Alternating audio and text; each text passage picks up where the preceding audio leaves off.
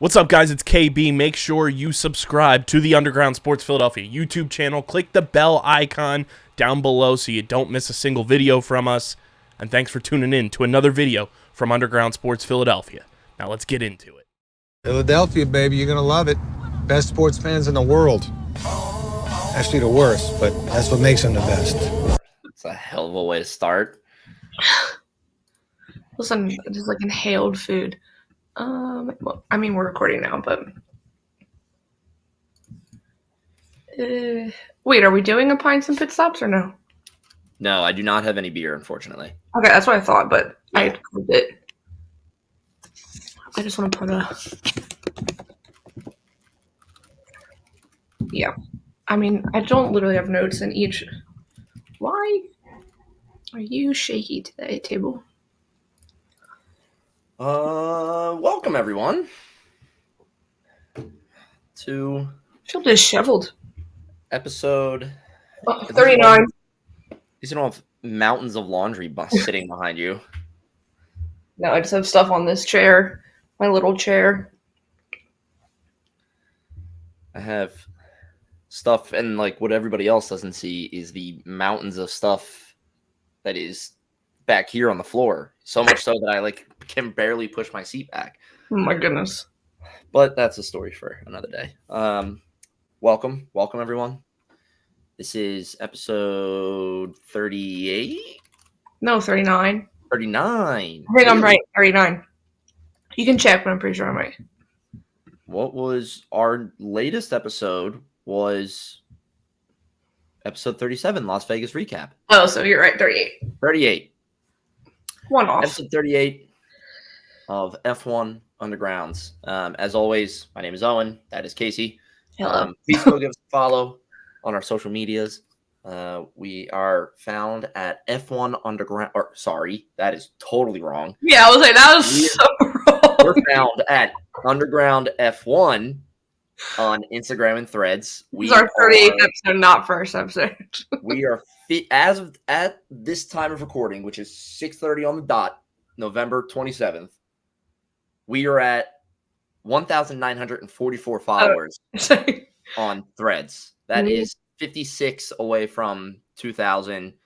It would be nuts if by the time we record next, we're at that 2,000 mark. So please go find us there. Like I said, that's at Underground F1. Similarly, you can find us at Underground_F1 on Twitter. Whoever has our Underground F1 Twitter handle, give it back, damn it. Go find us over there. And then also as well, please go follow us on our main YouTube channel. Give that channel a subscribe. That is Underground Sports Philadelphia. That's where you get this full video episode, full video episodes of our other shows, all the other episodes for this show. However you like to view this content, you can find it there. So yeah, please go give them a follow as well. We're trying to hit 600 followers. No, I'm sorry. We're trying to reach 1,000. You don't say 1,000. Sorry, the notes here on the side, I didn't update the note.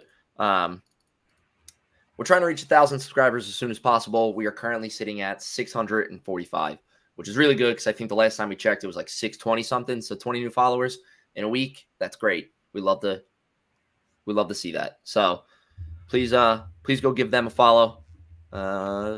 Yeah, welcome to the show. Welcome back. Welcome back. We're going to talk about final race of the season, Abu Dhabi, all the excitement that was going on there. We're going to do our normal meme of the week. Might be a little bit of a shorter episode just because we're not doing a pints and pit stops and whatnot. That'll be returning next week. So yeah, and we can do like a bigger in-depth review of the season and stuff. So yeah. we have time. A full episode. I feel like a full episode dedicated to storylines throughout the season and big key moments and everything. That's worth its own episode. The most unhinged moments. I've seen people making lists, and the one I always forget about, someone on the list was like Australia GP.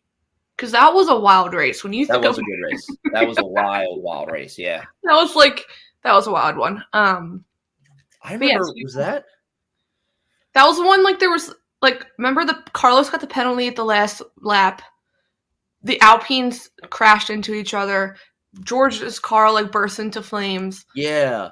Was that also the one that I was out in the city and No, because because Yeah. it was on in like the middle of the night because it was Australia. Yeah, I remember like being out in the city and we were at a bar and we were getting ready to leave and all of a sudden I just hear dun, dun, dun, dun, dun. I don't know how I heard it over bar music, but I got like a glimpse, like a snippet of it, and I was like, "Oh shit!" And I turned and looked, and they're playing the race on the TV. So I was like, "Well, now I'm awake to stay for another 2 hours." But Yeah.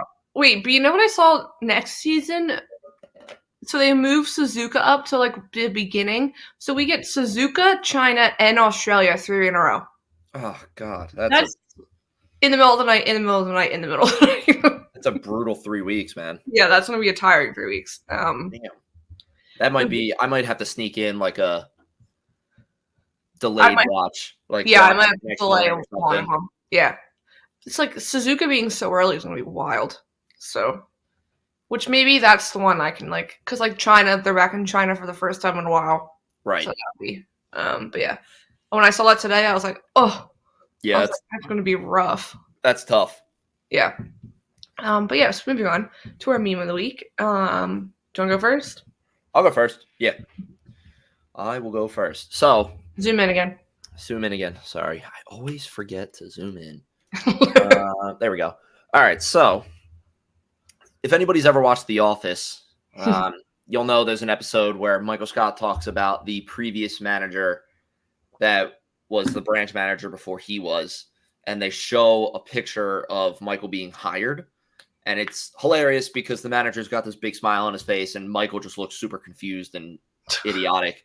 And it's turned into a meme of people, kind of like, I call it like failing successfully, of like whatever. But the joke or the meme this week is the manager has a text overlaid on him saying fireworks to celebrate Max's win. And then over Michael Scott says Logan and Joe about to be lapped. And they have a picture. I'm really happy that whoever made this put the picture in the bottom because it really helps like sell it. There's literally, when Max crosses that finish line, fireworks are going off, blah, blah, blah, all this stuff.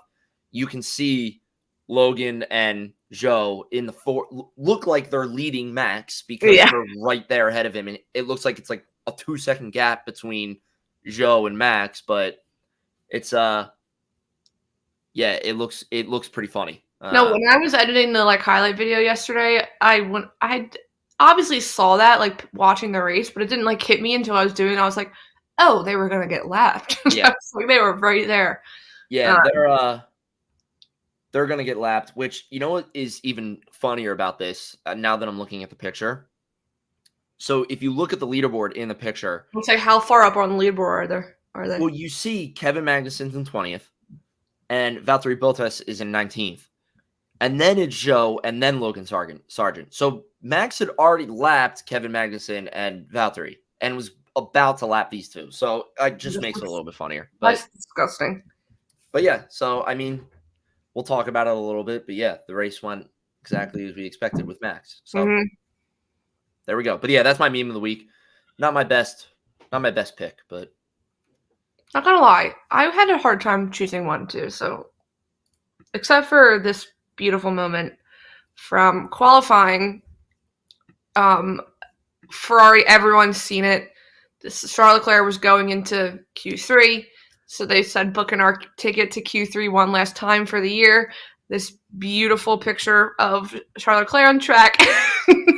This meme that says, "I'm gonna fight for pole." Damn, Yuki's got it. Yuki got hands. This is a top tier meme, honestly, in Yeah. and of itself. The whole like, okay, I'm a fight for this, and then whatever's got hands. But the fact that they tweeted this and then deleted it. Oh, and immediately people were like, screenshots. Everyone had a screenshot of it. And then the best part is they retweet, like they tweet it again, same caption. The picture is Carlos Sainz. Yeah. And then they never even fixed that tweet. I was like, come on, Ferrari. But the best is the other team's responses. I saw Alpine use this meme then later on in the weekend. Knowing Red Bull, they probably used it also. So like because everyone immediately was like, but yeah. Damn, Yuki's got hands. Damn, Yuki's got hands. I mean, this is... That's why I posted Friday. You can delete, but screenshots last a lifetime. This whole saga with this tweet is just a microcosm for Ferrari's race. Mm-hmm. Ferrari's final race. But they might delete, now you'll understand this, they might delete tweets and retweet and repost tweets as much as the Philadelphia Flyers. They are, I used to hate, and it would happen multiple times where I used to have tweet notifications on for the Flyers because it would be cool when they would, tweet out, hey, we just signed whatever, hey, we just trade, but they would post like score updates for the game. And I shit you not, there were multiple times where it was like I would get 3 Twitter notifications all of a sudden, and it would be the same tweet just tweeted over and over and over again. It's like, what are you doing? Yeah. Like, so yeah, that one was retweeted, but not even correctly. But yeah, damn, Yuki's got hands. So that's a good one. I like that. This isn't a meme, but I wanted to talk about this because last year this picture and the group photo broke the internet. Yeah. Everyone was wondering if they were going to have another team dinner again. Last year, obviously, it was because Seb was leaving. So this year, Joe Guanyu posted this photo. It is the same exact restaurant, so shout out to Charles Leclerc because he was in charge of picking the restaurant last year. Obviously, it was delicious because they went back. But yes, this is the group again. There is videos. The McLaren boys were apparently there for a little bit, but didn't stay. It was also Thursday night, and I know McLaren posted Thursday night. They had their own like team dinner somewhere with like everyone. Obviously, like Pierre's there, but Esteban missed media day because he was sick. So not everyone's there, but it's still the fact that they all went. That makes that I enjoy. And it's also like the seating placements crack me up. Like these two, whatever the disqualification. Oh, Whoa. Being DQ'd in Austin, these two has made them best friends. I just like the crew is just odd. The crew is odd. So then you have Yuki. Makes sense. He never misses a chance to eat at a restaurant. I feel like the AlphaTauri teammates, which they do get along. Right. Daniel Ricciardo, not random. Weird that he's all the way at the end of the table. Yes, I would think he'd be like in here. Right. In the middle somewhere. Alex is not random. Logan not being there is weird because I feel like Logan would have been there, but that's obviously whatever. George, not weird. George sitting next to Carlos and Carlos sitting next to Pierre, that's weird. Yeah. You want to know what's also talking about fucking weird? Pierre's smile. Yeah, it does. What is happening there? What the hell is going on there? It looks photoshopped. And then you have Lance Stroll with the facial hair. Oh, he's rocking. You know what? I gotta give it to him. He's rocking the facial hair. Someone I posted a picture and someone was like, "When did he get facial hair?" I said he showed up to Vegas with it and has kept it. So you know what? As he should. I gotta give it to him. He's killing it. I think he's doing a great job with it. Leave it. And I mean, it's working for him as he's had the facial hair. He's had pretty 2 good weekends in a row. So yeah. But yes, I wanted to talk about that picture because I know that was when I remember sitting in my old apartment when they all decided to post that group photo together last year outside the restaurant. Literally the internet went crazy. So I was hoping they were going to do it again. Yeah. But I wished Lando was there longer because I needed Lando.jpg to come through and get us behind the scenes content like he did last year. So, but he didn't. Lando. God damn it, Lando. Your team dinner is more important than the driver dinner. Yeah. But it's because I wonder where the Red Bull guys were unless they had a team dinner. But whatever. Yeah. But yes. Can't expect all 20 drivers to be there, but that was a decent showing. That's why I was impressed with how many turned up last year.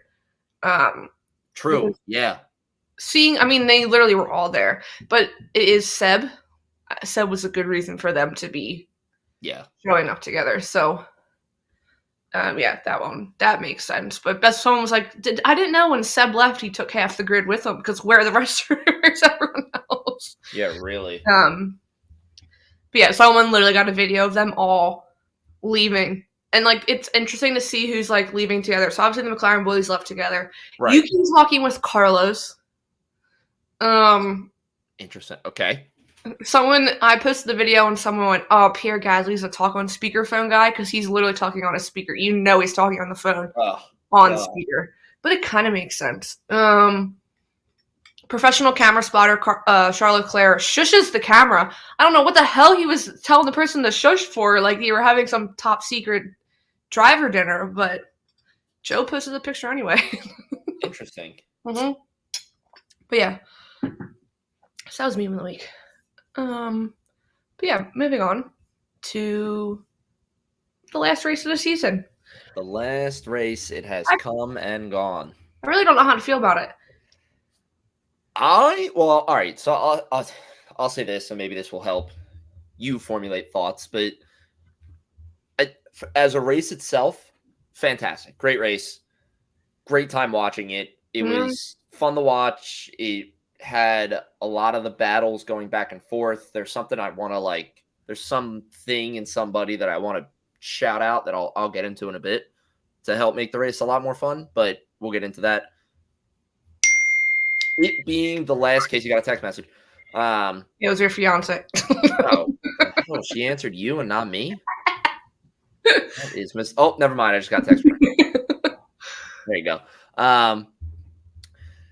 With the race being, with the season being done, it is like, damn. Mm-hmm. Like, what are you supposed to do? Yeah, what am I supposed to do? And it's like not a long time till the next. No, it's already like 95 days or something until the next season or preseason testing in Bahrain. Like, it's not that far away. It's not that far away, and it's funny when it's like, God damn it! But it's like I have for Box, I have the widget on my phone of like the next race and when time the next sessions are starting and everything, and it says Bahrain GP 93 days and 11 hours, and it's like, God damn it! like I don't want to wait that long, you know. I woke up this morning or after the race ended yesterday. I was like I don't have to post like so and so race week this week. I was like, what the hell? I don't make the race graphics. I was like, okay. Yeah, but it's gonna be. I think it's gonna be good. No, I agree. I think the all season will go short. I think it'll go really fast. Go short. Obviously, I think before we realize it, we'll be knee deep in livery reveals and car reveals and, you know, any potential new drivers coming, like all the different things that are happening. And then all of a sudden it's going to be like, shit, it's preseason testing. Like, damn, you know? So I think it's going to go by really quick, but yeah, I mean, it's the same thing with any sort of end of the season, it's end of a TV show, end of a sports season. You're like, fuck, like, what am I supposed to do now? You know? Yeah, it's literally. No, I think I posted on threads, like us personally, we have so much happening that by the time your wedding is over, it's going to be like not that much longer. It'll be a month until they start. Yeah. So like, it'll be. I'm going to come back from the honeymoon and I think it's literally like a month after that. Yeah. When you think, I think last year I made like a graphic on Instagram, I think, because I just remember Ferrari being on Valentine's Day, so it's like the easiest one to remember. But they were one of the last ones. Yeah. So like, you're gonna come back and there's gonna be car launches right away. There's gonna be car launches. There's gonna be like, it's gonna go by fast. It's gonna be really good. I'm also what I think I'm gonna do too is because I talked about this a little bit last week. We have both watched the Braun GP documentary. So I have one episode left to do. I want to watch that season. Is that what you're gonna say? That's what I'm gonna do. I think I'm gonna rewatch the 2009 season because I looked on F1 TV and I was like, it has it, you know, and it's like it's got so many races. It's got all these people that are currently driving and also people that I've never heard of before, you know, that are driving. And I'm like, this would be a really cool way to fulfill the, you know, this break and whatnot and just watch this season. And it's, you know, I know a little bit just because obviously the story of the documentary tells you like throughout the season what happened. Yeah, but it's still going to be cool. So I think I'm gonna watch it. It is funny though because I started the first race of the 2009 season, Melbourne, Mm-hmm. and we're used to now with sports commentary and everything. It's right from the get-go. The moment the broadcast starts, sport commentators are talking about analytics and who's Oh, yeah. driving and different possible stories that could happen. And they may have been doing that in the live broadcast, but I started that broadcast and there's a decent 10 minutes where it's just silence. And it's the moment they go to start their formation lap, it's commentators start. Ew. And it's like, whoa, it's just silence. And it's, Jensen, but you're just getting a close-up shot of Jensen Button sitting in his car. Yeah. And I'm like, this is really cool. Baby I'm like, Lewis Hamilton. Baby Sebastian Vettel. Yeah, baby Lewis, all these people. And it's like, cool, but yeah, I definitely think I'm going to rewatch the 2009 season to make I definitely want to take advantage of F1 TV and watch older races. Yeah. Especially the ones that are the most memorable for each different cities and stuff. So, but yeah, I was thinking about going back and watch 2009 after seeing the clips and stuff from the Braun documentary, which is so good. I wonder, do they even have the sessions? It obviously sounds awful, but I would want to watch the session. Was it Silverstone when Felipe Massa gets hit with the yes, just to see the coverage when it was happening right there, what actually happened. So I just watched that episode in the documentary where they cover what happened at Silverstone and how Rubens Barrichello, he's like, I just felt like garbage, all this stuff. Yeah, because they were friends. So I knew in just learning about Formula One and the history of the sport and everything that happened to Felipe Massa. I knew that there was something where it was a race. He got hit in the head. It was really bad. He didn't race the rest of the year, right? I'm watching this season documentary. Where he probably should have won the world championship. Right. I'm watching this documentary, and all of a sudden they're like, oh, yeah, something hits Felipe in the face and everything. And I'm like, oh, yeah, I've heard about this. Did not know that it was a spring that had launched off of Rubens' car and nailed him in the head. And the best part too is Keanu Reeves is interviewing him, and he's like, "Oh, I still have the helmet with when all he the pulls blood out on it the too." helmet out. I'm like, oh my god. Yeah, and it's wild. And I remember watching that, and I was like, "Holy shit!" And I remember I posted something on Threads, and then I went on the deep dive. That's one of the instances that they now have the halo for. Obviously, the halo wouldn't have stopped. It still could have come through the opening of the halo, but apparently it did offer. They started a discussion about putting almost a window, because I think IndyCar cars have that. And yeah, IndyCars have a little a clear window right there. And it someone on Threads told me that it's Red Bull is the created that technology for IndyCar, so they have thought about it. But that was one of the first reasons for the halo, and then obviously when you have Jules Bianchi and there was another death, that's the reason why it is fully instated now. But yeah, when he pulls out the helmet, and I literally was like Keanu Reeves, I was like, holy. Yeah, and the coolest part about this too is, I mean, it sucks that what happened to him and everything, but thank God he's okay. But I like the part where he was like, oh yeah, that spurred helmets to get more stronger, reinforced right here. He was like, if that happens today, driver gets up and walks away, and he's like, good. I'm like, holy shit! I can't imagine a huge spring, probably this big, flying at you at least 100 miles per hour, and just whacking you in the head, and then you're just like, oh no, I'm good. Well, it's the fact that he ended up missing so much time. He didn't race the rest of the season, so no, that was wild. But even when he pulls out the helmet and then you look at the ones how they're shaped today, you can tell they're totally different. Oh my god, yeah, it's entirely different. Yeah, but yeah, it's a very good doc. I told Dad he should definitely watch it. I was like, I know you're not into Formula One. I was like, but it is a good documentary. It's good. Obviously, it's probably one of the best underdog stories in sports. So yeah, great story. Yeah, it's a good one. I'm excited to watch the last episode. Yeah, I did finish it, but yeah, it's very, very good. But yes, that little rant over. Going into the race, do we think Ferrari's still waiting for the safety car? probably you know what, Casey, that was a wonderful fucking segue because let me just get this out of the way right now. All right. But I think they're still waiting for the safety car. I think they're sitting on the pit wall waiting for the safety car. let me just get this out of the way. I'm not a F1 strategist. I just started watching the sport. But if my driver is competing for 4th place with 4 other drivers, right? And it's the last race of the season. That's the second part of that. I am not putting I'm not trying to put 4th place on a pedestal built on hopes. Like, I'm going to function off of we are going to do things that we can control, and we're going to give you the best race plan built off of things that we can control. Okay? We think the best race plan for you to do 2 stops. Or hey, we think you can do a 1-stop race strategy. All this stuff, not just we're going to hope for a safety car. And it's I get it. Things happen during a race. It changes. You obviously hear radios of drivers and team members saying okay, we're going to switch to plan B or plan C, all this stuff. I get it. Things change.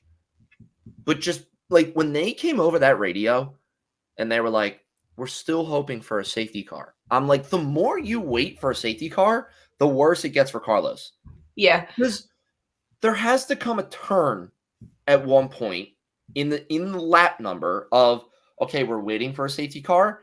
And then the moment that point happens where it comes, okay, you need the box right now so that way we can get you on softs or mediums or whatever they put them on and say, now you have enough time to get out there and hopefully recoup the positions you lost for pitting and also make up a little bit more positions. That's just, you usually rant about the Ferrari, but it made me so annoyed watching this because it was how can you just put Carlos's 4th place hopes and dreams on a fucking safety car coming out?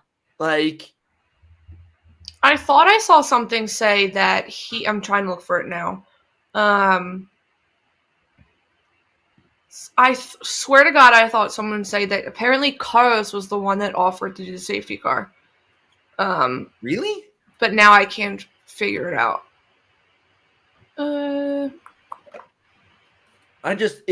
Yeah, I can't find it, but yeah, that was the stupidest decision call. And then I was just getting annoyed. But even before that, I was because they were clearly trying to go for a 1-stop, and then they said that, well, they did go for a 1-stop before they pitted him, and then if you saw, he ended up retiring early. He didn't finish the race, so he ended up with no points.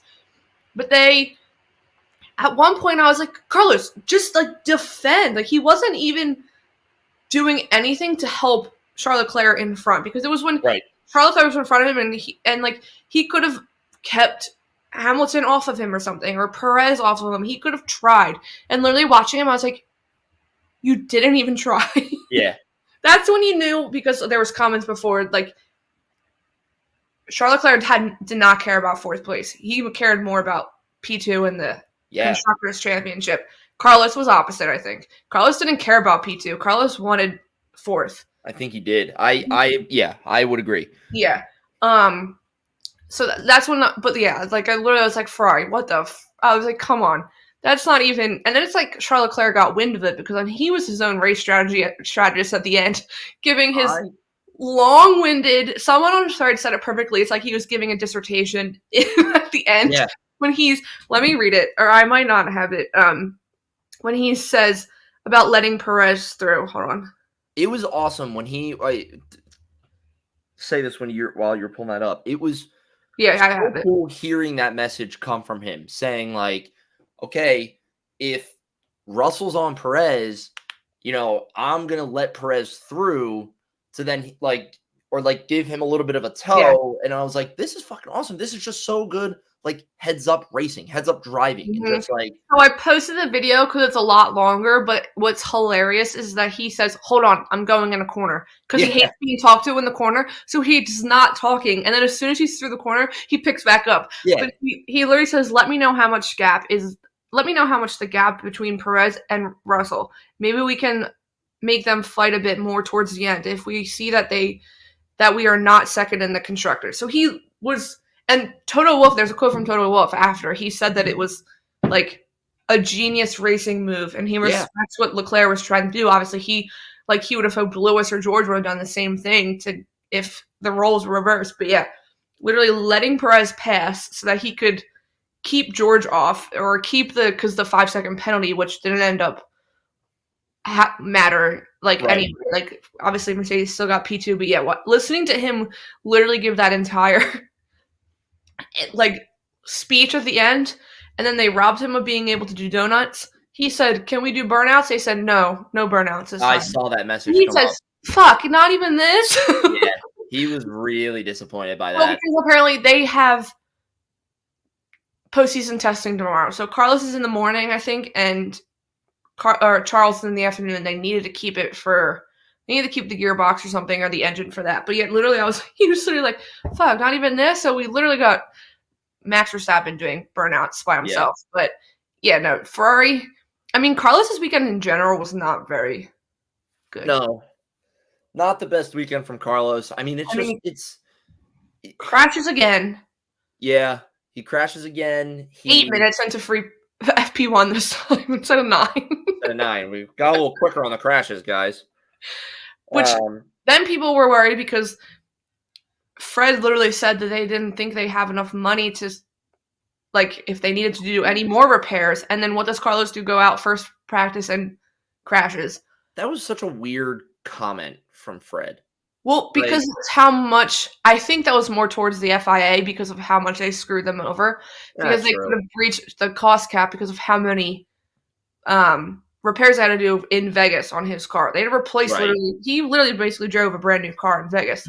But then when he crashes again, people think that they gave him new old parts. So that's why then he wasn't comfortable. Because after that, it wasn't like in Vegas, he came back with a fire lit on his ass and was driving amazing. He was struggling. I mean, so much so he was out in Q2.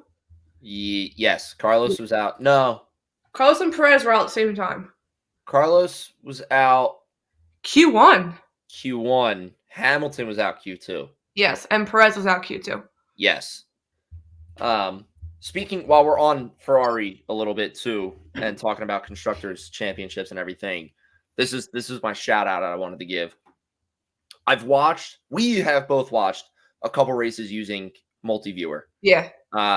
And this is who I'm giving a shout out to, because by God, they have, whoever codes this thing, to me, reading their tweets, it sounds like it's one person. Yeah. And it's I want to clip this too and post it on our Twitter so he sees this, or whoever runs this app sees this.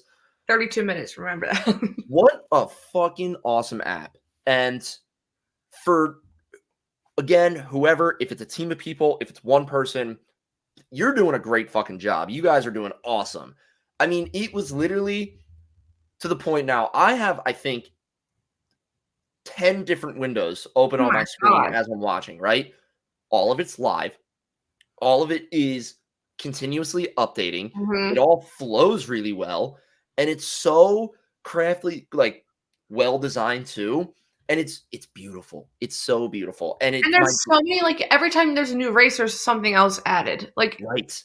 And it was so beautiful too, because I was like, I'm going to join their Discord server, because just why not talk to a Formula One community and everything. There's a help channel in there. So I'm watching this race, right? And I'm texting you back and forth about, if they do this, Ferrari finishes here or whatnot. I literally type a message up and I'm like, a board that live updates with driver standings and constructor standings would be awesome, because it would be okay, if the race finishes now, here's where they'll end. And before I send it, they were even showing that on the broadcast. Right.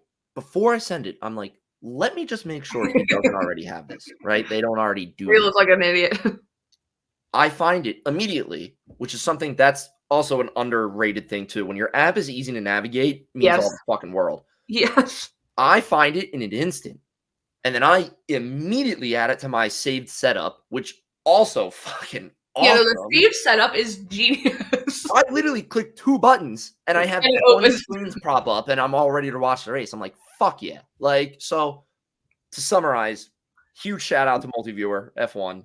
You guys are killing it. I'm going to remember 34 minutes now because I think this is the better part. Thank you for making such a great fucking tool to do it. And I'm already so excited because just today they posted in their Discord again and they were like, we're working on some really cool things for you guys. So there's even more coming and I fucking love it. So can you like by the time the next season starts, you're gonna have like every freaking your computer screen can look like the pit wall. Like that's literally what it's gonna look like. It's gonna be so cool. Like I am so excited for it. So again, thank you. That's the end of my Multiviewer rant. Okay. Thank you for coming to my TED Talk. Goodbye. Multiviewer, if you want a sponsor, please reach out to us. We now have can't find the number, 1,944 people on Threads. There you go. Rant done in a minute. There you go. 34 minutes to 35 minutes. That's my thank you. But yes, moving on from Multiviewer and Owen ranting and raving about that's the IT man coming out of Owen right there. But it is. That's the nerd coming out of Owen. You're not wrong. And it's like I have all this data available to me. Mm-hmm. And like I said, the biggest thing is that the app is so easy to navigate. And it's so good. It's so good. Even like, because obviously I don't have this setup like you do, but like even watching, like I'll pull it up on my computer, my laptop, which is tiny compared to your setup. And it's so great. It's like, still on. Yeah. Works fine with like a small process. Like, it's a beautiful tool.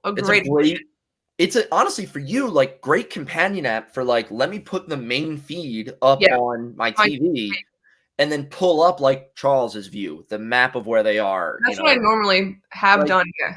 All this stuff. Like I have my main monitor here and then I have my vertical one right here. And I've tried to keep it that like I have Twitter open too. Like sometimes if I watch the race on my computer, I'll have Twitter open and tweet during it. But I might like split this monitor now and do just Twitter like half on it and get more views down here because there's so much to look at and so much it's helpful too. It's not just like you're just repeating this information over and over and over again just to give information. Like, so do you want another monitor for Christmas so you can put one like above you and so you can have more views? I have seen monitors before and I do love them where they have like the two screens. And then there's one like giant one, like it's like a TV, like a bulb attached to the wall behind the desk. And I was like, that would be like immediately thinking about it. I'm like, that would be great. You throw the map, the overlaid map of like where everybody is up there. Oh, it would be so cool. Don't even get me started. That'll be a whole nother 10-minute rant. Yeah. Okay, back to the race though. I think it was mostly about Ferrari. Like I said, it wasn't a great weekend for Carlos. Oh no. Okay, wait. We can talk about this now. So the place, like the finishes. Yeah. The Drivers' Championship. 4 through 7 is just insane. They're separated by 6 points. It's nuts. It's literally nuts. So obviously Alonso ended up 4th with 206. Yep. Leclerc's 5th with 206. Lando Norris 205, and then Carlos Sainz 200. I think the biggest letdown of that is Carlos Sainz because he was the one originally in 4th, was he not? He was in 4th, yes. Yeah. He was the one leading the pack. That's what I literally, as soon as Leclerc gets second, crosses the finish line, I was like, ooh, the Carlos Sainz and Charles Leclerc fans on X are going to be going at each other because they normally do. But it's literally like, because Carlos Sainz fans all season were saying how awful Charles Leclerc was. He wasn't performing well. Meanwhile, Carlos Sainz gets the only win. Carlos Sainz gets the only other win, but he finishes 7th. 2 places below his teammate who had a disqualification, about 2 or 3 DNFs, multiple grid penalties, the worst luck. That's what I think it was after Singapore, which coincidentally is Carlos Sainz's win. Ever since Singapore, Charles Leclerc has been very honest with what he's sucked at, but he has literally turned around and silenced every single one of those like haters and doubts. It's been his turnaround has been wild, and I hope and I pray that Ferrari just gives him a damn flipping car because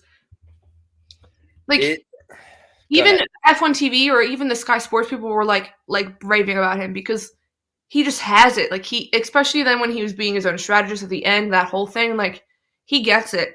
Oh, when he almost had Max twice at the beginning of the race. Yeah. That was a lot of fun to watch. I literally stood up. I was like, oh my God. I was like, come on. That was great to watch. Charles Leclerc's brother Arthur was on the French commentary for F1 TV, and he like commenting and stuff. But there's literally a video of this race start, and he's like, all you hear is his breathing because he didn't even know what to say because he was just like intently watching Charles try and get. He just knows. He's like, oh God, oh God, oh God. Like, oh my God, I can't watch this. Yeah, I am.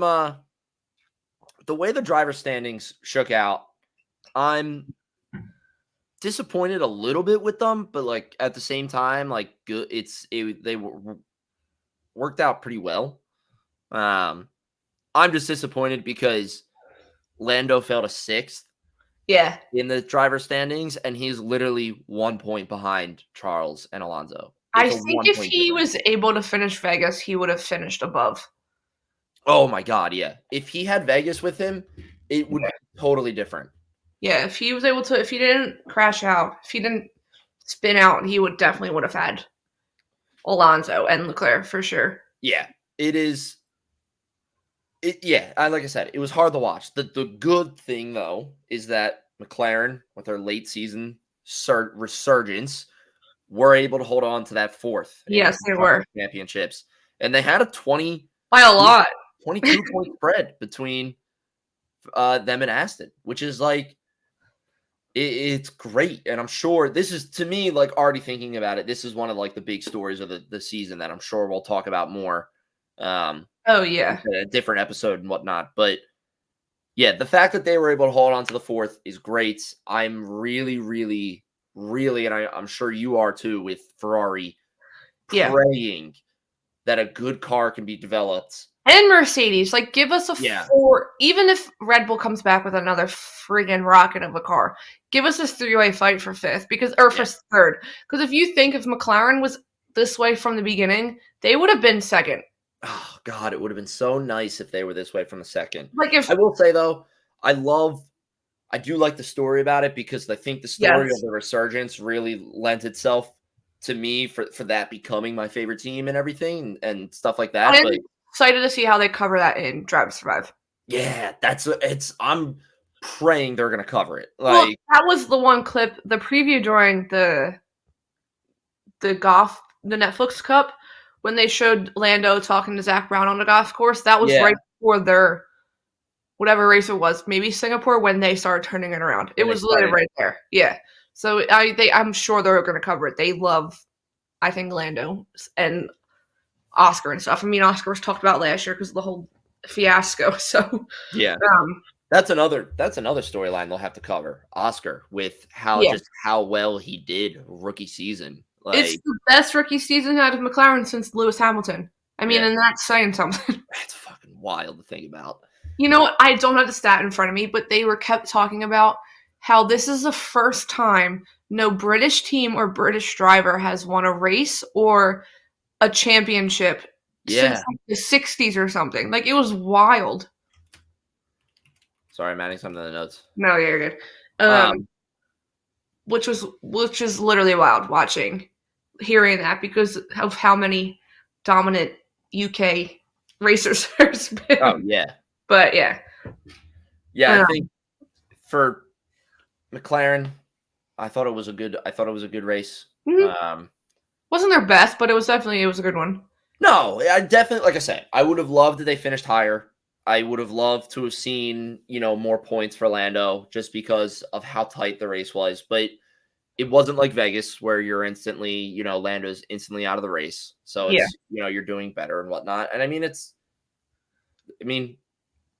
it's looking forward to the future now is like what I'm trying to say. Like I watched this race along with all the other races that we just kind of talked about.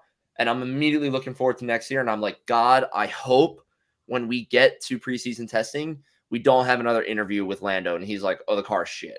Yeah, where you literally hear them and you're like, oh, they're going to make changes already? Upgrades already? Yeah. I'm really hoping and praying that it's a good car, and at minimum is like middle of the pack, because they were not middle of the pack when we started the season. They were suffering a lot. They were worse than AlphaTauri and No Williams and Alfa Romeo. They were awful. So if they can they can carry this over to next year, I'm going to be one happy fan. And I think they will. They have the right momentum. I think Yeah. Stella, too, is a good person to have in charge. Wait, I saw someone talk about, because how they always just talk up to Zach Brown, or Zach Brown's in the interviews. Yeah. Stella's the team principal. People are like, you know how long it took for me to figure out that Zach Brown's not the team principal? Because he's not. He's always in front of the camera. Yeah. Like, I know Fred Vasseur is the team principal for Ferrari. I know, obviously, Ferrari's different from McLaren, but like, Zach Brown owns the team. He's not making you know that Christian Horner is team principal. Yes. You know that Toto Wolff is team, like all these different people, and then it's like, oh, Zach Brown, and yeah, you would immediately think he's team principal, but then you're like, oh no, he's CEO of the team. Like he owns it, the head of that team. Like, wait, going back to the Braun documentary, seeing Christian Horner, it just cements. He may seem like the villain sometimes, but it just cements how long and how good of a career that man has had. Oh, yeah. I mean, he looks like a child. He looks, I'm not going to lie, when he popped up in like the first episode montage of the season, I was like, oh, wow, they're interviewing Christian. I'm like, that's cool. Like, yeah. And then they start showing clips of him during the races back then, and I'm like, holy shit. Like, I didn't realize how long this guy's career was, and that's awesome. I mean, like, he's there for Seb's entire run, so, like, that shows you. Yeah. But I wanted to mention that first, but anything. McLaren, yeah, they, like I said, it was a decent run for them, but yeah. Wasn't their, I mean, I will never forget your rant at the beginning of the season with Oscar's steering wheel to where we are now. The reboot. The steering wheel reboot. You were so pissed. I just like can't, like, that was more of like, listen, I'm happy at that time that rant that I did was more from like an IT person's perspective instead of like a McLaren's fan perspective. Yeah, it would have been even more like doubly fueled that I was like pissed off with it. Like, yeah, but no, hopefully, fingers crossed, they keep it up. Aston Martin, another team with crazy roller coaster of emotions. I figure we can talk about Red Bull last, since they're the historic season for them, clearly, obviously. But yeah, Aston Martin ends up P5, we just said, under McLaren, which isn't awful for them. But like Lance Stroll seemed to get it by the end of the season. He went through a very big rough patch. Fernando Alonso didn't go through a rough patch, but it wasn't as dominant as it was at the beginning of the season. Seeing him back on the podium in Vegas not Vegas. What was he just on wasn't he just on the podium recently? What was before Vegas? Fernando? Brazil. Yes, Brazil. He beat out Perez. Yeah, but their race this weekend was pretty normal, I think. Let me see where they finished. he was on podium on Brazil, and he finished 7th in the race, and Lance finished 10th in Abu Dhabi. Yeah. So, yeah, not, like I said, not the craziest weekend for them, but still pretty good. Which I hope they can continue their move for. Or what am I trying to say? I hope they can continue the roller coaster up. I hope they can go back up. I hope the hype train for Fernando Alonso is back. I do have to appreciate. I do like the way this is about F1 Academy. I do like how they're handling the F1 Academy for next season. So they announced their driver. Hold on. I didn't see them announce their driver. Yeah, she was in the garage this weekend. Is there any? Tina Hausman. She will be driving for Aston Martin next year, or she will have the Aston Martin livery on their car. She's a Swiss driver. But nice. They're having Jessica. Yeah, they're having Jessica Hawkins they moved her up, so she was going to be her mentor. So, which is great because like you're having someone that has the race experience who apparently dropped crazy times in the Aston Martin car to mentor her. People are very happy with the way they're handling. Yeah, that's good. That, yeah. So shout out to Aston Martin, you are doing that right. And people are saying I've never seen her race, but people are saying she's the perfect person to drive for Aston Martin. So, that's good. She looks like she could be Mick Schumacher's sister. I am looking at her photo now. Can you see it? Yeah, you're pretty spot on there. People are like, she's Mick Schumacher with long hair. But yes, I am. It'll be interesting. Whoa, is there just music playing? No, sorry, I moved my mic and it squeaked a little bit. Oh, I thought like music coming out. But yeah. Williams. Give it up for Williams. Finishing 7th. I would say go as far as saying give it up for fucking Alex Albon. That is Williams. Mm-hmm. You know? His back had to hurt. His back has to hurt. I'm really hoping that I thought I saw somewhere, and you might be able to confirm this, that Logan Sargent is confirmed. No? So they literally point blank asked James Vowles on the pre-show, I think, or the post-show about Logan's future, and he basically said, like, Logan, nothing is confirmed. They said he will always be a part of their, like, academy program, all this and that, but they did not leave me feeling very confident that Logan Sargent is going to be in that seat. Okay. All right. Well, especially with Cedric Vesti just winning the F2 championship. I think he's under Mercedes. No. So they could be getting him in there. But I mean, just look at Logan, like he was obviously a rookie. I don't think he raced last year, but the beginning of the season was a mess. Towards the end, he seemed pretty good. I mean, in Vegas, it was probably best weekend until they, like in qualifying and stuff. I mean, that car sucks in the race to begin with because you see Alex Albon, during practice and qualifying at the top of the leaderboard every single weekend. Right. It's a normal thing. But then you get to the race and they start and they just immediately fall back. So, but I am excited to see how much they grow under James Vowles. He is the perfect person, I think, for that team role. Speaking of the newest Instagram influencer, James Vowles, he literally started an Instagram this past week. But like the second post he did was like a little trailer, and it was like a day in the life video over on Williams' website that was like 12 minutes long. Oh. Like see like a day in the life of a team principal. Which I was like, okay, that's pretty good. That's cool. Yeah. I like that. I'm gonna have to watch that. Yeah, but yeah, I'm excited to see Williams. Maybe give Alex Albon one more year, and then we see where he ends up because I think that kid deserves a top team seat again. So, right.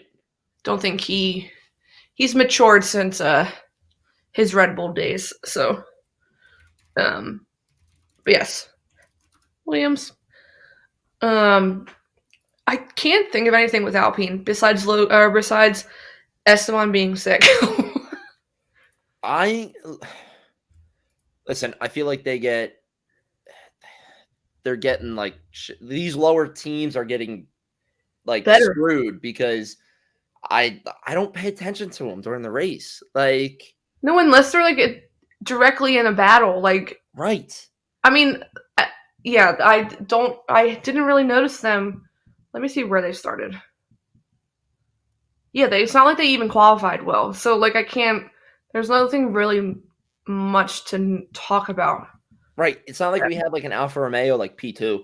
Like like the race, you know. It's like their races were pretty standard from what we come to expect out of them. And it's like, all right. I mean, it's also, you know, they got screwed a little bit with it being last race of the season and they don't really have any close races in the I mean, they don't get me wrong.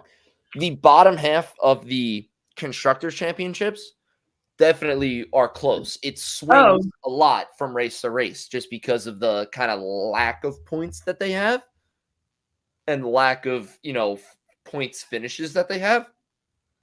But I'm not like, again, like I didn't look at like Haas. I didn't look at Haas once during that race. I never. No, I looked at about them. Haas. We can go right into them because they're basically the same. I looked at Haas before qualifying because they both had their daughters there, and it was like cute dad moments before the I didn't session. even see But that. I didn't. They weren't memorable. Because Nico Hulkenberg was for so long in Q3 almost every race, but then like I feel like he kind of fell back a little bit. I do know the biggest story was Kevin had brand new upgrades on the car. They were basically driving two different cars. Kevin was nowhere to be found this weekend. Didn't qualify well, didn't finish well. Yeah. Nothing. Nico had the upgrades and was outperforming. So like they obviously knew that the upgrades were like not it. So but yeah, I mean, they had cute dad moments because Kevin Magnussen's daughter was there before qualifying, and she was like helping him put his gloves on, and like she put his visor down. And then, and Nico did make it to Q3 because there was a video of him seeing his daughter after, like running up to her. But they both have like adorable little blonde daughters. I'm like, the Haas guys being girl dads just makes sense for some reason, and I don't really know why. But I would expect them to have daughters. If you didn't say daughters to me, I'd be like, oh yeah. Like I would probably say like their daughters or something, just like naturally. Yeah, and Kevin Magnussen's daughter looks like her, like looks like him. It's like a carbon copy. Like I'm sorry to his wife, but that is your husband's daughter. Yeah. But yeah, no, Alpine and Haas, nothing really noticeable. I mean, even the same for Alfa Romeo, because I legit didn't even know until yesterday that was the last race that they're going to be known as Alfa Romeo. Yeah, I did. I do remember hearing that actually. I remember hearing that like right before the race. No clue. Yeah. Because like they posted they always have good race day posters. It's always like a comic book theme. You probably would like theirs. But like the one they posted, like I was like, why is Kimi Räikkönen in this video? Yeah. And I was like, that's Charles Leclerc. I was like, why are all these people in this video or in this poster? Yeah, then you come to know they've been Alfa Romeo for 6 years. They're Alfa Romeo Sauber? How do you say? Sauber. Sauber, yeah, Sauber team. So they're Alfa Romeo is no longer, which will be interesting to see what they go by next year, who comes in.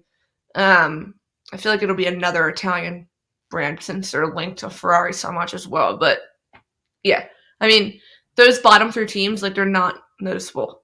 No, Not noticeable at all. I feel bad saying that.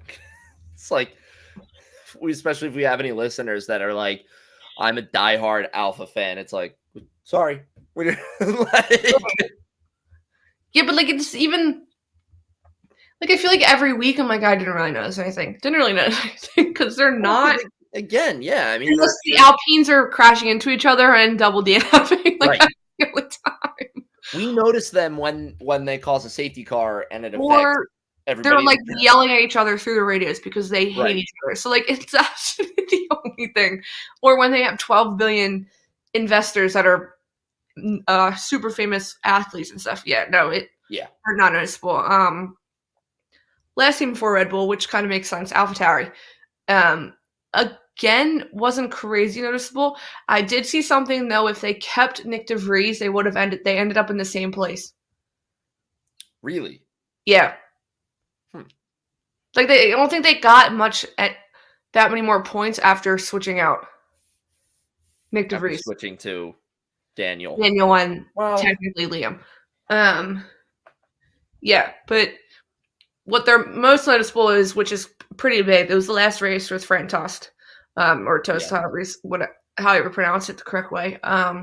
Which I mean, Max even said he's had so many young greats come through his rank, from Sebastian Vettel to Daniel Ricciardo to Max, Yuki, Pierre, Alex. They had I think they had like a team dinner and they all were there. Pierre was there, Alex was there, Yuki was there, Max was there. Yuki's message before the race started was cute and stuff, like wishing him the best. Go ahead. No, go ahead. What were you gonna say? No, I was just gonna say, for Alpha Tauri, Yuki led Abu Dhabi for a bit. Oh, yes, he did. Yes. Yuki, I was like, as you were talking about that, I'm like trying to think about it in my head. I'm like, was that Vegas or was that just yet? Like, no, because he literally just before the recording, I said I literally screamed when Yuki got the lead. I don't even care if it's because Max Verstappen went into the pit. He kept the lead for a good stint. He had 5 laps leading the race. And he was battling Lewis again. Yeah. There's a funny clip of Max interviewing Fernando after the race, and he was like, "How was your race?" He like takes the reporter's microphone, and Fernando's like saying who he's battling. He's like, "Well, I was battling Yuki, no, and then I battled Yuki again." And I was like, "Yuki, I voted for him for driver of the day, and then he won. He was driver of the day." I voted for him as well. So the other thing cool was in the laps that he led. So this was a cool record. He became the first Japanese and second overall to lead a Grand Prix following 2-time Indianapolis 500 winner Takuma Sato at the 2004 European GP. So Yuki with a record-setting race, and that was I was very happy to see him on top of the leaderboard. And to see how long he kept it for, and then when I realized he didn't pit yet, I was like, obviously this is not going to last much longer. But I was like, still Yuki. Yeah. I was like, it was cool to see. You looked on any social media and everyone was freaking out that Yuki was leading. Everyone was excited. It's like with Alex Albon was ever to lead. Like everyone was excited for him. Everyone would simultaneously love it and be happy for him. Yeah. But yes, totally forgot about that. Can't believe it. Yeah. But yes, obviously that was pretty much. Daniel Ricciardo wasn't very noticeable either, I don't think. Yuki was just stole the spotlight of the whole weekend. So, I did see a good interview with Daniel after or before, because they were saying like this time last year he was done. He was He knew he was back at Red Bull as like their third like driver for marketing purposes, but he wasn't coming back. And he did say, he confirmed, he was saying like this is the reason why he wanted to be in this sport. Like he, I guess, fell in love with the sport again, if that makes sense. But, good. Yeah. Squeaky arm. That was the worst time to stop talking. Ask for a new mic arm for Christmas. But yes. Then moving on to Red Bull. Oh well, AlphaTauri. That was the last race as AlphaTauri. That was also the last race as AlphaTauri.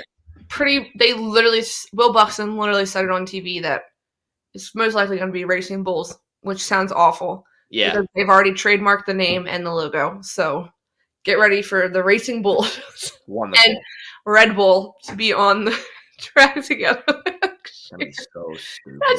People are just like, bring back Toro Rosso. Like, please bring back Toro Rosso. That's just Toro Rosso is a great name. Mm-hmm. Toro Rosso sounds a little more exciting than Racing Bulls. Racing Bulls. At least it's not the Hugo Boss Racing football Bulls team. Yeah. Yeah, it's just like a half-ass name. Like, put some more confidence into it. Come on. Get some more marketing majors on that. But yes, moving on to the Racing Bulls parent team, Red Bull. Red Bull. Owen has noted here that yes, Max led for 1,000 laps this season, which is insane. The best of people are posting the nobody's perfect meme because like if you look at the record for this entire season, it's like the random Ferrari win. But yeah, no, I mean we've said it week after week.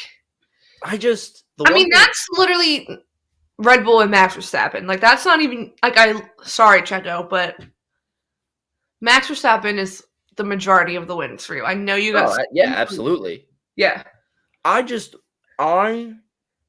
can't believe because we've said it ever since the start of the season, and it became apparent that Red Bull was going to be this dominant. I always said the law of averages has to kick in, and there's going to be a race where Max crashes, where he spins out, where something bad happens, and he is disqualified or finishes, 6th or above. And it never fucking happened. No, when they said yesterday that he's like never retired or whatever this entire season, I was like, that's disgusting. It's wild. And I mean, it lends itself to just how good of a driver Max is and how good of a car they built for him. The Red Bull engineers built for him. I mean, this is going to be a car that 20 years down the line, it's going to be, one of the, Red Bull legendary cars, the RB19, like all this stuff. It's just, it's just insane that he never once, never had any issues with the car. And the one time that I'm remembering him like spin out or anything during a race is he did a perfect 360 and then kept driving. Mm-hmm. And it was like, okay, like there was everybody. Like that's what we've been waiting for, and we got it, and it was that. Like, yeah, no, it's disgusting to think about. I mean, I saw an interview, it was before the race, and then they interviewed after the race. He was literally getting choked up because of how much he said. He's like, I know this will probably be the best car I've ever driven. I'm sure, yeah. In my career. I mean, the car's affectionately named Rocky. So, yeah. like, you heard even Horner over the radio at the end of the race. He says, like, congratulations, blah, blah, and he was like, enjoy these last few moments with RB19. Mm-hmm. Like, it's at that point where it's like, I'm sure Max, if he had a choice of a new car next year or RB19 from this year, he'd probably be like, give me RB19. Because yeah, but he also knows he's in Adrian Newey's hand, and he knows that man's going to give him probably something up to par or maybe a little bit better. So yeah, you're not wrong. I mean, even Crofty was like, was it Crofty or what? Someone was like, they'll probably like that's probably the car Max will want, like, to keep for himself. Like, I know some of them have like the cars they've driven in. Like, I know Charles Leclerc has one. Yeah. He won Monza in 2019 and Spa. Like, that's probably the car Max Verstappen will want to have to keep for his collection. I don't blame him. Did you see the sick shot? So at the end when he's doing the donuts and you see the fireworks going off behind him, did you see the slow-mo when his hand comes out and he's going like this? Yes, that was so cool. Drive to Survive is like, can we have that for the opening title sequence right now? Oh my God. Some producer watching this season was like, holy shit, and was like, get on the phone right now with somebody from F1. We need the video for that. Like, we need that video. It's, God, that was a great shot. But yeah, I mean, just overall, what a season. Yeah. And he'll probably give himself like a month off, not even. Probably give himself to like Christmas and then he'll be back. Oh, yeah. More likely in the sim, but yeah. I saw a clip. I don't think it was from this year or anything. It could have been, but it definitely wasn't up to date. And the interviewer was sitting. It was Max and Jos Verstappen, and Max. They were like, "What do you do, in your free time?" And he was like, "Oh, I race in the sim." Mm-hmm. And they were like, "Oh, so more driving?" And he goes, "Yeah." He goes, He goes, "It's what I love, and it keeps me on my toes for races and everything." So he's like, "Yeah, in my free time, I am just hitting the sim." Yeah. So it's we're in for another Max dominant season next year. I mean, I don't think that's in doubt at all. I hope the fight's a little bit closer, but I don't think we see anything crazy until the regulations change, which is 2026. But no, I think it'll be another year of listening to the Dutch national anthem. Oh yeah, I know that's the one break everyone's a little excited for. 90 days without it. Yeah, 90 days without it. Yeah, no, I do know, because I posted today, I said, just when you think silly season's over, F1 gives you a silly season trainer edition. So, because Yuki's trainer's leaving. Right. Yuki's trainer's leaving, which Yuki's trainer was Daniel Ricciardo's trainer in McLaren, but I think there's some tension there. So he's leaving, and people are kind of excited for it. Who else? Max Verstappen's trainer's leaving. Max's trainer's been with him since 2019. Damn. Yeah. So he's leaving, and then there's rumors that Max is going to have Carlos's trainer. So Carlos's trainer is leaving and going to Red Bull. Yeah. So it's like I want to create my own little social media post of where the trainers are going, because it's worse than F1 silly season. And here's our special thread for all of our where the trainers are heading. Yeah. But yes, I mean, we still have obviously questions like who's going to be the team principal at Alpine. Is it Mattia Binotto? Right. Oh, about that. I know. Yeah, is it Mattia Binotto? what happens with Andretti. Yeah, if Charles Leclerc gets his contract announced. Oh my God, wait. So Will Buxton on TV Thursday before Media Day, or when they do like their pre-show, basically almost confirmed Charles Leclerc's contract, because he was like saying stuff and then he was like, well, yeah, then we have the likes of like Charles Leclerc and Max Verstappen. We know they're not going anywhere anytime soon. So people literally right away blew up. So Will Buxton tweets a little bit later. He's like, I may have said something that I shouldn't have said, or like said something without context. When he like posted, he's like, I just saw Charles Leclerc and said, I'm sorry, I said something I shouldn't have. And Charles goes, yeah, I know, my phone is blowing up. So yeah, the people were like, Will Buxton, what do you know?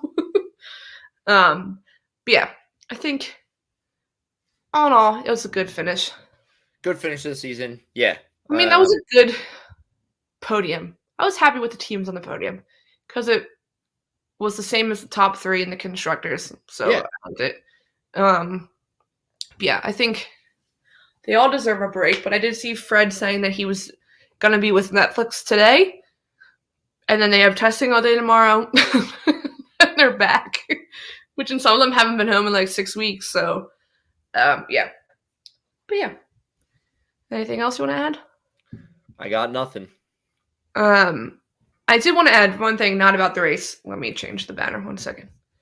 We have so many that I can probably delete. Like I can probably delete this predictions one. Probably. I wanted to say, obviously people were posting like as soon as the season ended, like thank yous on social media, whatever. I posted something on Threads. Obviously everyone, if people have listened or they're following us, know that we just started this podcast at the beginning of this season. Yeah. And to say the ride's been wild or like more than we could have thought. Like obviously we knew no one was really listening to us at the beginning. It was just a given. We knew it. We knew it. What?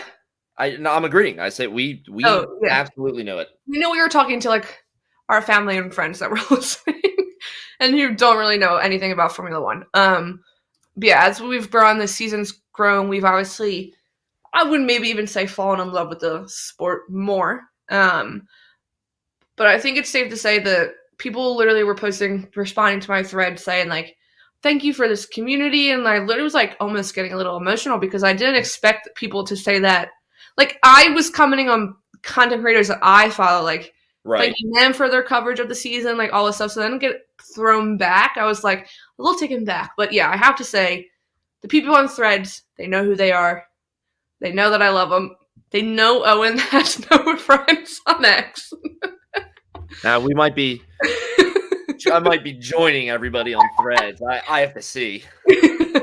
But yeah, I just wanted to say thank you guys. Thanks to everyone for following along, for responding to all of our posts on Threads, to having a conversation with us daily, race weekends, no matter what time the race was, joining our lives. But yeah, I just wanted to say thank you. Yeah, I mean, yeah, I like we joke about it. I have no friends, but I do see all the people responding and answering on threads and everything. And it is truly amazing to see how many people are, a part of this, follow this channel and page and everything. And yeah, Casey's right. When we first started, we knew we were doing this for, not many people and our friends and mainly ourselves, but we knew that we weren't really getting a bunch of listeners. But the fact that, now it's, one F1 season later, almost a year later, and we're 50 something followers away from 2,000 people, knowing us on Threads is absolutely fucking insane. So yeah, a huge thank you from the both of us. And I think I have to say too, because like people were saying, and I've seen it with other people, like the community on Threads is just a mix of so many different people from all over the world. Yeah. But even like people that have just started watching F1, or there's people that have been watching F1 for 20, 30 years. So like, but it's not like a weird, like, oh, we're judging you because you know shit. Like you don't know anything. But yeah, no, it's been a fun ride and I'm excited to continue and grow it more. Keep going with it. We have things in the work too. that hopefully will allow the community to grow a little bit more and everything, and get more people involved. So, but yeah. I don't think anything else to add for this week. Obviously, no race to preview. I'm gonna go cry about it. Yeah, that's a little sad to hear. No I'm gonna race to cry preview, about how we'll never see the F1 opening again with George Russell. One can only hope that they make it better next year. They have big shoes to fill. Massive shoes to fill. Just reuse it. Just reuse it. Yeah. Reuse it. Digitally impose everybody's new faces on others, and just there you go. Throw the Mexican theme over top of it, because that's the best version of the F1 theme song. So just do that. Yes. And call it a day. Just reuse it. No, but yeah, we have some things planned for this off season, or even next season. Things we're already talking about. But yeah, so we will leave it at that. We will be back next week. Maybe with a guest. I have to ask him. Yeah, so we'll be back. See you next week, everyone.